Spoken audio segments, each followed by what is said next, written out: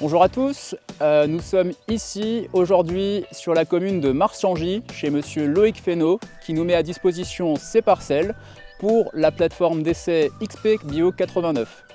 Ce sont des parcelles en argile à silex. La plateforme XP Bio 89 est réalisée en partenariat avec Senion, la Chambre d'agriculture, Terrinovia et Arvalis. Dans cet essai, nous abordons la thématique des associations de céréales et de protéagineux. Ces associations connaissent un regain d'intérêt depuis plusieurs années du fait de leurs nombreux atouts agronomiques. Mais ces atouts agronomiques doivent aussi être mis en perspective avec les intérêts économiques de l'agriculteur. L'objectif de cet essai est l'optimisation de la production, c'est-à-dire trouver le ou les mélanges les plus compétitifs. Pour ce faire, différentes stratégies ont été testées. La première, favoriser les protéagineux par rapport aux céréales. La deuxième, nous allons favoriser les céréales par rapport aux protéagineux. Différents critères ont été observés et vont être observés. Le critère principal de l'association céréales-protéagineux est la sécurisation des rendements, avec cette notion de gestion du risque en associant deux cultures. Les synergies entre les deux espèces sont susceptibles de stabiliser, voire d'améliorer les rendements. La maîtrise de l'enherbement est un des enjeux prioritaires en agriculture biologique. Suivant les espèces, la couverture du sol sera différente.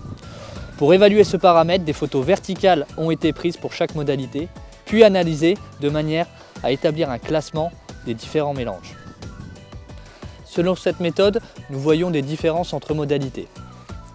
Les cultures en association ont un recouvrement au sol beaucoup plus important que les cultures cultivées en pur. D'autres critères sont à prendre en compte, notamment l'atténuation des maladies. Les associations jouent un rôle de barrière physique contre les bioagresseurs et limitent la dispersion des maladies aériennes. À ce jour, nous n'avons pas constaté de maladies dans les associations. Dans les mélanges, si on veut privilégier les céréales ou les protéagineux, des critères différents sont à retenir. Par exemple, l'optimisation de la hauteur de la récolte. Si on veut privilégier les protéagineux, la céréale servira de tuteur aux protéagineux.